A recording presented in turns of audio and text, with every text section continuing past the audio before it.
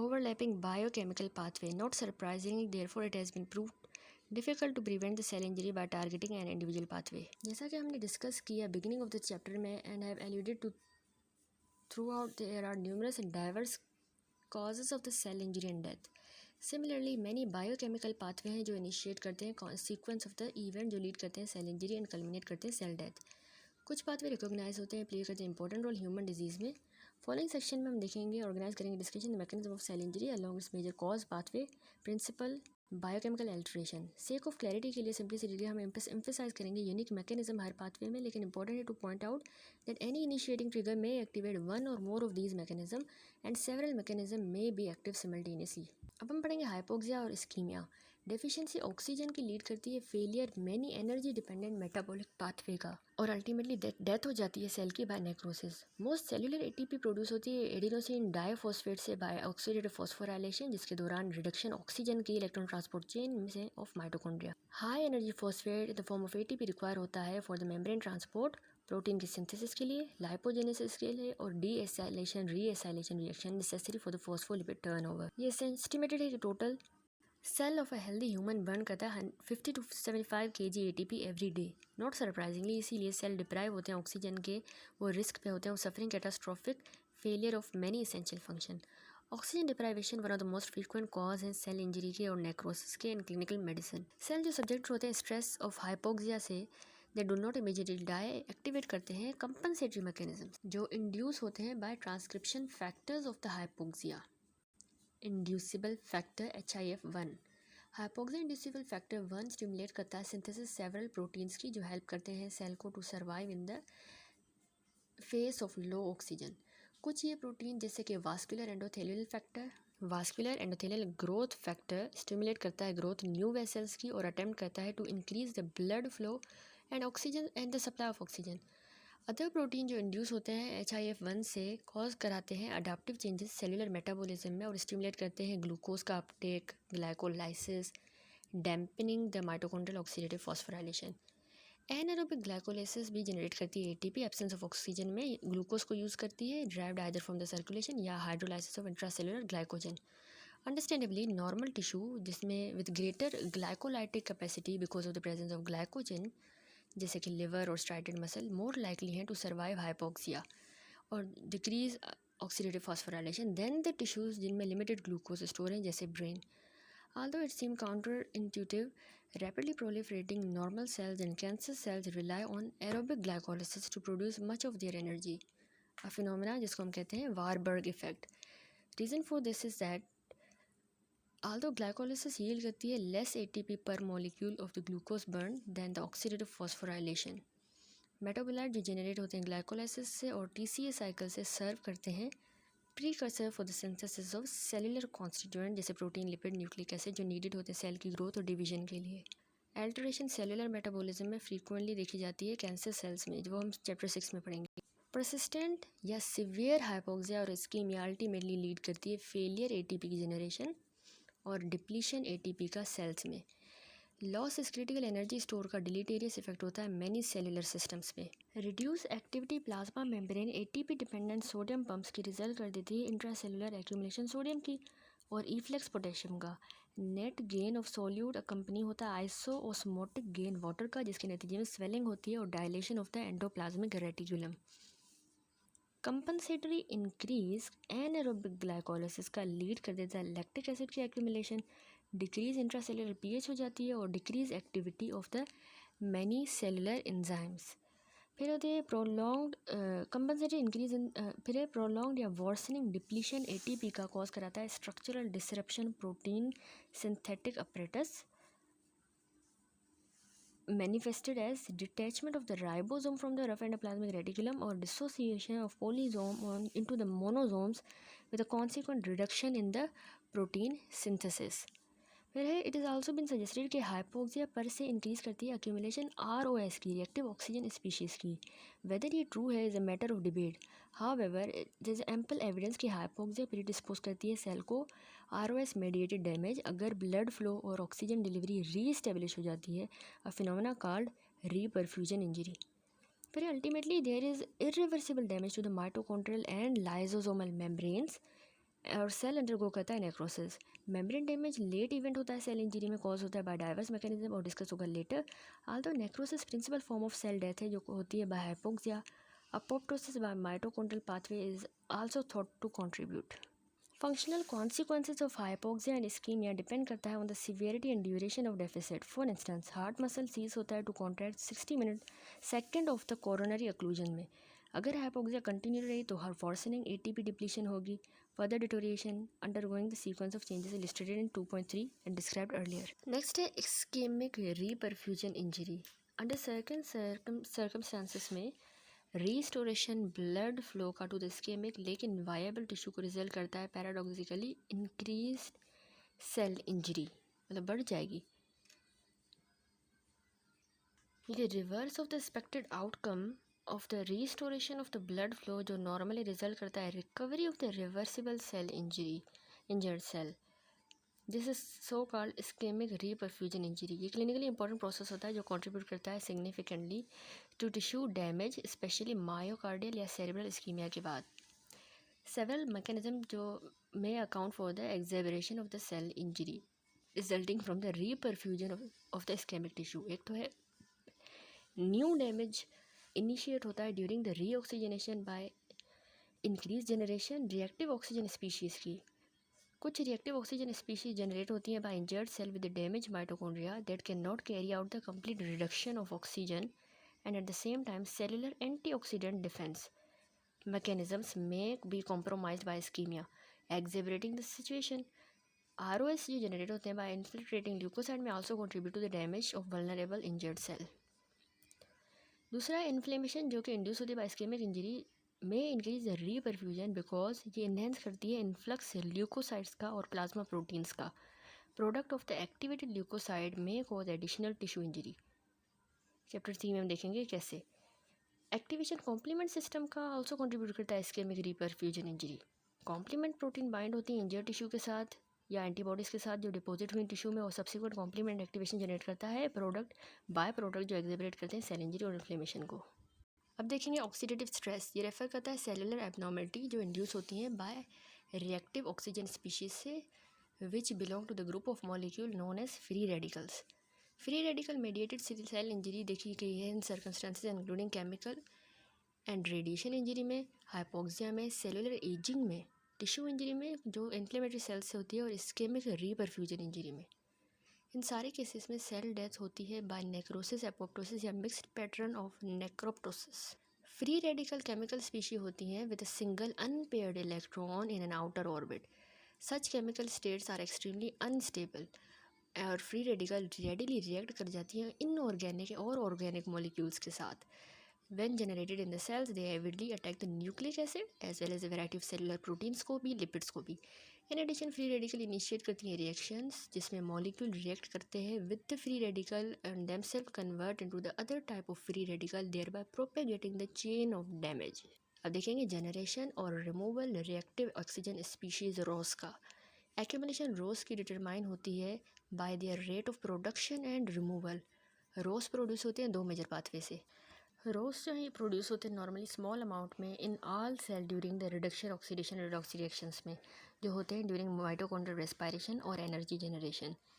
इस प्रोसेस में molecular oxygen reduce होता है माइटोकॉन्ड्रिया में to generate water by the sequential addition of 4 electron. ये रिएक्शन इम्परफेक्ट है। However small amount of the highly reactive लेकिन short lived toxic intermediate generate होते हैं जब ऑक्सीजन पार्शियली रिड्यूस होता है। ये इंटरमीडिएट इंक्लूड करते हैं सुपर ऑक्साइड जो कन्वर्ट होता है हाइड्रोजन परऑक्साइड में spontaneously by the action of enzyme superoxide dismutase. Hydrogen peroxide more stable है देन द सुपर ऑक्साइड और क्रॉस करता है बायोलॉजिकल मेम्ब्रेन को in the presence of metal जैसे कि आयरन। हाइड्रोजन परऑक्साइड कन्वर्ट हो जाता है to highly reactive hydroxyl radical by Fenton reaction into the hydroxyl radical. Property और pathological effect of the major ROS are summarised in table 2.3। ठीक है, इस table में गिवन है। दूसरा रोस प्रोड्यूस होते हैं फैगोसाइटिक ल्यूकोसाइड में मेनली न्यूट्रोफिल और मैक्रोफेज में as a weapon for destroying या ingested microbe and other substances during inflammation and host defence. ROS generate होते हैं फेगोसोम में और पॉलीफेगोसोम्स में of leucocyte by a process that is similar to the mitochondrial respiration, और इसीलिए इसको कहते हैं रेस्पायरेटरी बर्स्ट या ऑक्सीडेटिव बर्स्ट। इस प्रोसेस में फेगोसोम मेम्ब्रेन इंजाइम कैटलाइज करता है जनरेशन सुपर ऑक्साइड की, जो कन्वर्ट होता है हाइड्रोजन पर ऑक्साइड में। हाइड्रोजन पर ऑक्साइड कन्वर्ट होता है in turn highly reactive compound में hypochlorite, the major component household bleach का, बाय द एंजाइम माइलोपेरोक्साइडेज, जो प्रेजेंट होता है ल्यूकोसाइट्स में। रोल रोज का इन द इन्फ्लेमेशन चैप्टर 3 में देखेंगे। तीसरा नाइट्रिक ऑक्साइड है, अनदर रिएक्टिव फ्री रेडिकल है, प्रोड्यूस होता है मैक्रोफेज में अनदर ल्यूकोसाइड में। ये रिएक्ट करता है सुपर ऑक्साइड के साथ to form the highly reactive compound peroxynitrite, जो कि पार्टिसिपेट करता है सेल इंजरी में। जनरेशन फ्री रेडिकल की इंक्रीज होती है सेवरल सर्कमस्टेंसेस में। अब्जॉर्प्शन रेडिएंट एनर्जी जैसे यूवी एक्सरेज का आयनाइजिंग रेडिएशन जो है ना, वो हाइड्रोलाइज कर देती है वाटर को हाइड्रोक्सिल में और हाइड्रोजन में free radicals. Enzymatic metabolism exogenous chemicals का जैसे कार्बन टेट्रोक्लोराइड, वो हम बाद में देखेंगे। इन्फ्लेमेशन जिसमें फ्री रेडिकल प्रोड्यूस होते हैं ल्यूकोसाइट से, और रीपरफ्यूजन में इस्केमिक टिश्यू में हमने देखे कैसे सेल डेवलप करते हैं mechanism to remove the free radical and their minimise their injurious effect. Free radical inherently unstable हैं और डिके होते हैं spontaneously. There are non enzymatic and enzymatic system sometime, जिसको हम कहते हैं free radical scavenger, serving to inactivate the free radicals.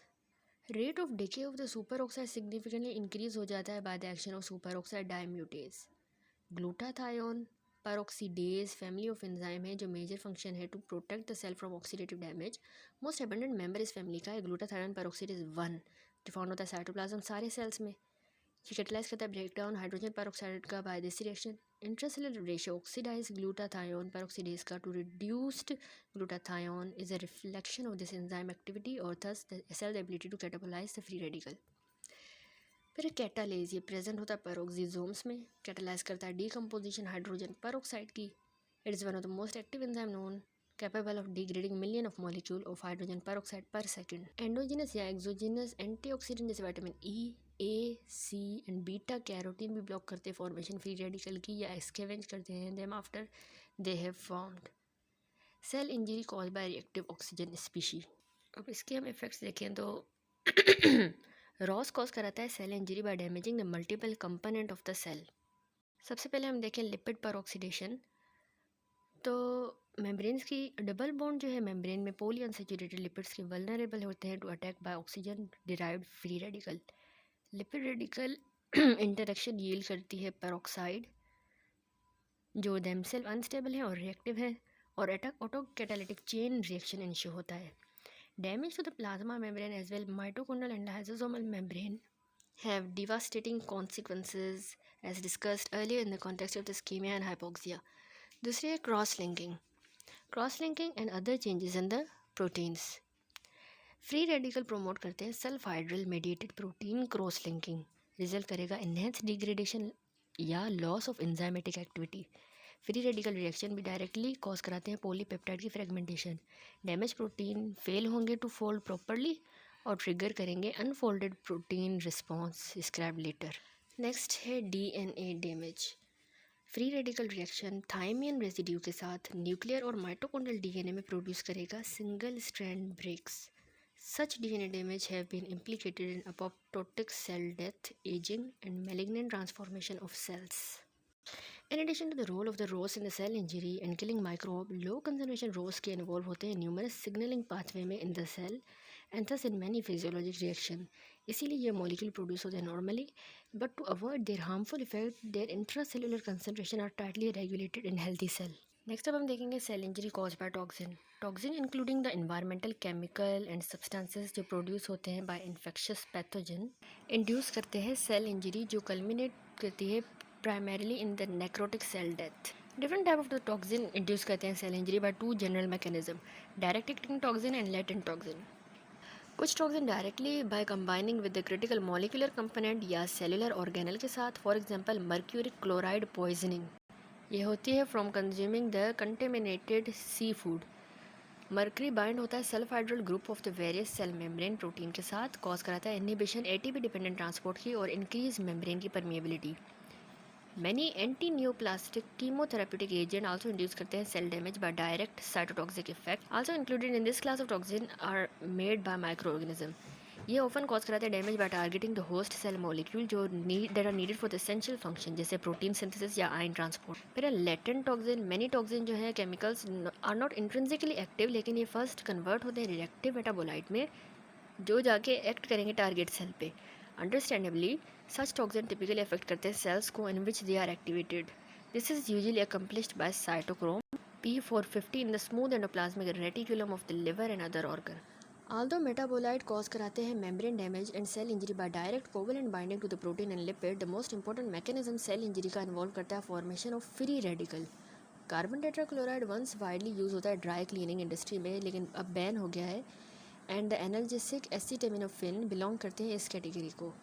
Effect carbon tetrachloride का still instructive है as an example of chemical injury. ये कन्वर्ट होता है टॉक्सिक फ्री रेडिकल में, प्रिंसिपली लिवर में, और फिर ये फ्री रेडिकल कॉज कराता है cell injury mainly by the membrane phospholipid की peroxidation. In less than 30 minute after exposure to the carbon tetrachloride sufficient damage होता है to endoplasmic reticulum membrane of the hepatocytes और कॉज कराते हैं decline in the synthesis of enzymes and proteins. Within 2 hours swelling हो जाती है smooth endoplasmic reticulum की और डिसोसिएशन होती है राइबोसोम की from RER have occurred. There also is decrease synthesis apoproteins की जो बनाती है कॉम्प्लेक्स विद ट्राइग्लाइसराइड और फैसिलिटेट करती है ट्राइग्लाइसराइड की secretion. This effect result in the accumulation of the lipid in the hepatocyte and other cells और fatty liver हो जाता है of carbon tetrachloride poisoning. Mitochondrial injury follow करती है subsequently diminished ATP store resulting in defective ion transport and progressive cell swelling. Plasma membrane further damage होती है by fatty aldehyde जो produce होते हैं by lipid peroxidation in ER and result can be cell death. अब हम देख लेते हैं endoplasmic reticulum stress. Accumulation misfolded protein की सेल में can stress the compensatory pathway in the endoplasmic reticulum और लीड करती है cell death by apoptosis. Normal protein synthesis में चैपरोन्स जो हैं इन द ER कंट्रोल करते हैं proper folding newly synthesise protein की, और मिसफोल्डेड पॉलीपेप्टाइड यूबिक्विनेट होते हैं और टारगेट होते हैं फॉर प्रोटियोलाइसिस। अगर अनफोल्डेड या मिसफोल्डेड प्रोटीन एक्यूमुलेट हो जाती हैं एंडोप्लाज्मिक रेटिकुलम में तो ये पहले इंड्यूस करेंगी प्रोटेक्टिव सेलुलर रिस्पॉन्स जिसको हम कहते हैं unfolded protein response.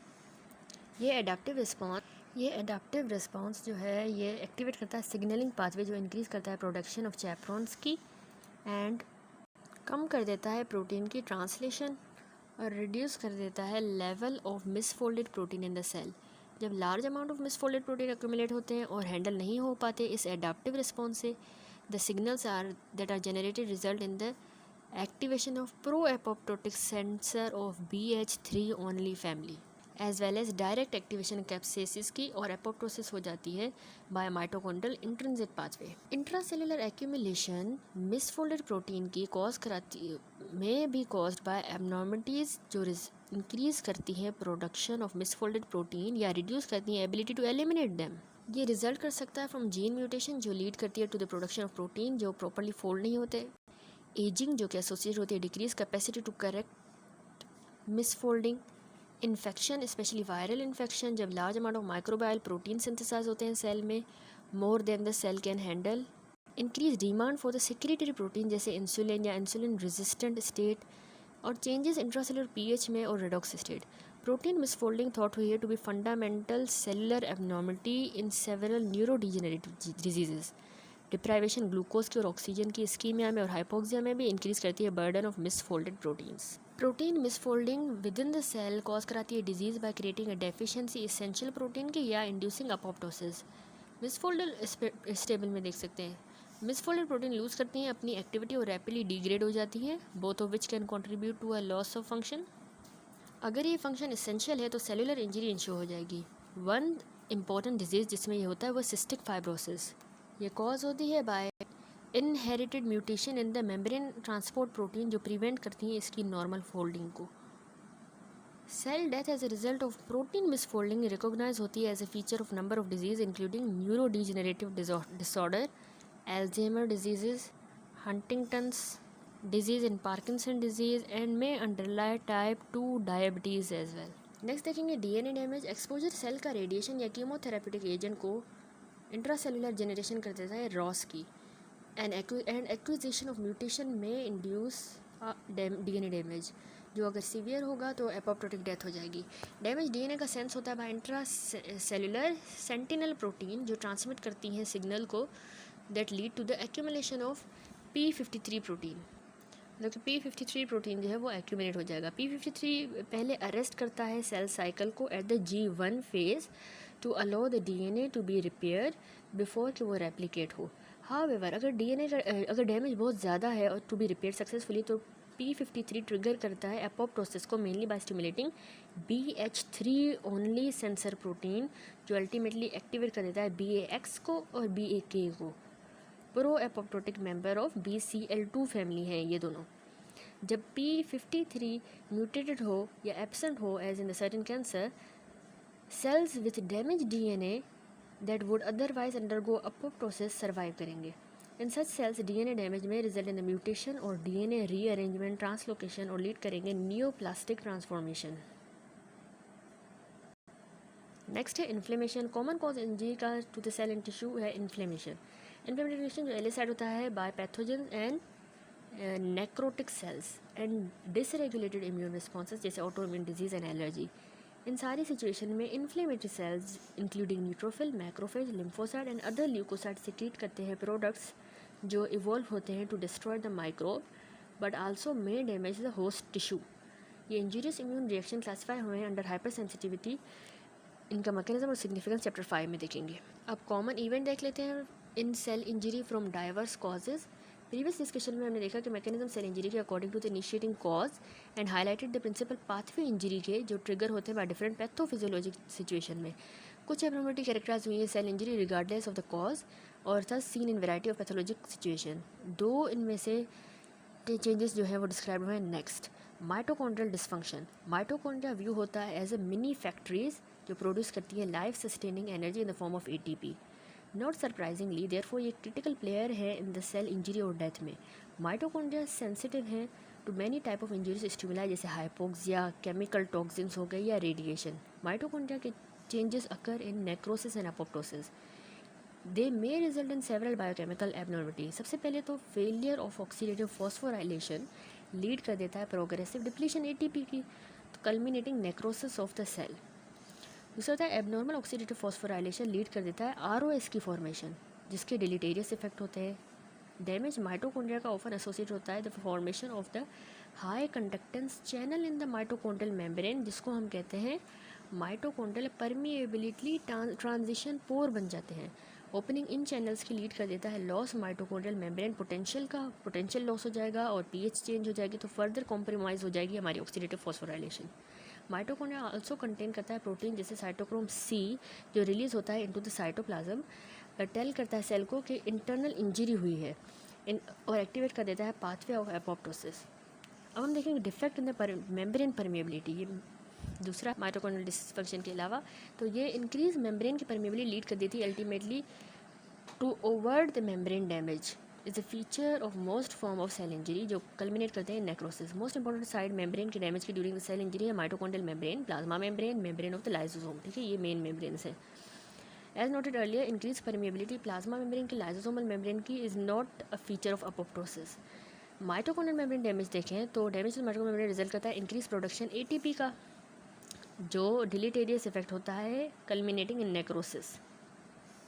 Plasma membrane का डैमेज देखें तो प्लाज्मा मेम्ब्रेन डैमेज होगी तो लॉस होगा osmotic balance, influx of the fluid होगा, आइंस का भी सेलुलर कंटेंट लॉस होंगे, सेल लीक कर देंगे अपने मेटाबोलाइट जो वाइटल है रिकॉन्स्टिट्यूशन ऑफ द ATP के लिए और further depleting the energy store. Injury lysosomal membrane की हुई तो लीकेज होगी एंजाइम के साइटोप्लाज्म में और एक्टिवेशन होगी एसिड हाइड्रोलाइसिस की, एसिडिक इंट्रासेलुलर pH होगी of the injured ischaemic cell, activation इन एंजाइम की लीड करेगी enzymatic digestion of the cell component and cell die by necrosis. ये समरी है, ये आप देख लीजिएगा। तो we have now concluded the discussion of cell injury and cell death. हमने देखा कि ये प्रोसेस रूट है of cause of many common disease. इसके चैप्टर के एंड में विद ब्रीफ कंसिडरेशन 3 प्रोसेस हम देखेंगे। Cellular adaptations to stress, intracellular accumulation various substances की और एक्स्ट्रा सेलुलर डिपोजिशन कैल्शियम की, दोनों रिस्पॉन्सिबल हैं सेल इंजरी में और एजिंग में। सबसे पहले हम पढ़ लेते हैं cellular adaptations to stress. Adaptation जो है वो रिवर्सिबल चेंजेस हैं in the number, size, phenotype, metabolic activity या function of the cell in response to changes in their environment. Physiologic adaptation usually represent करती है रिस्पॉन्स सेल का to the normal stimulation by hormone या endogenous chemical mediator, जैसे hormone induced enlargement breast की and uterus की during pregnancy, या demand of the mechanical stress जैसे कि बोन्स या मसल में। दूसरी तरफ पैथोलॉजिक एडाप्टेशन ये रिस्पॉन्स होती है टू द स्ट्रेस जो अलाउ करता है सेल को to modulate their structure and function and thus escape the injury but at the expense of normal function such as squamous metaplasia होता है ब्रोंकायल एपिथेलियम का स्मोकर्स में। फिजियोलॉजिक और pathologic adaptation take several distinct form as describe in the following text. सबसे पहले हम पढ़ेंगे hypertrophy. Hypertrophy होता है increase in the size of the cell जो रिजल्ट करता है in increase in the size of the organ. Cell का साइज बढ़ेगा तो ऑर्गन का साइज बढ़ेगा। इन कॉन्ट्रास्ट हाइपरप्लेजिया जो है बाद में देखेंगे वो इंक्रीज होता है सेल का number. Stated in an other way in pure hypertrophy में नो न्यू सेल्स जस्ट बिगर सेल्स जो है containing increase amount of structural proteins और ऑर्गेनल्स उसमें ज़्यादा होंगे। हाइपरप्लेजिया एक एडाप्टिव रिस्पॉन्स होता है सेल में capable of replication, whereas hypertrophy होती है जब सेल्स की लिमिटेड कैपेसिटी होती है टू डिवाइड। हाइपरट्रॉफी और हाइपरप्लेजिया साथ भी हो सकती हैं और ऑब्वियसली रिजल्ट इनलार्ज ऑर्गन होगा। हाइपरट्रॉफी फिजियोलॉजिक है या pathologic and is caused either by increase functional demand या ग्रोथ फैक्टर या हार्मोनल स्टिमुलेशन, ये 3 कॉज हो सकते हैं इसके। मैसिव फिजियोलॉजिक इनलार्जमेंट यूट्रस की प्रेगनेंसी के दौरान कॉन्सिक्वेंस होती है oestrogen stimulated smooth muscle hypertrophy and smooth muscle hyperplasia. In contrast इस फिगर में हम ये देख सकते हैं, in contrast response to the increase workload striated muscle का दोनों में स्केलेटल मसल में और हार्ट में सिर्फ हाइपरट्रॉफी होगी क्योंकि एडल्ट मसल सेल को लिमिटेड कैपेसिटी होती है टू डिवाइड। इसीलिए chiselled physique of the avid weight lifter stem solely from the hypertrophy of the individual skeletal muscle. Example of pathologic hypertrophy है कार्डियक इनलार्जमेंट जो होती है हाइपरटेंशन में या एओर्टिक वाल्व डिजीज़ में। Difference between the valve disease difference between the normal and adapted and irreversibly injured cell are illustrated by the response of the heart to the different type of stress. Myocardium subjected to the persistently increased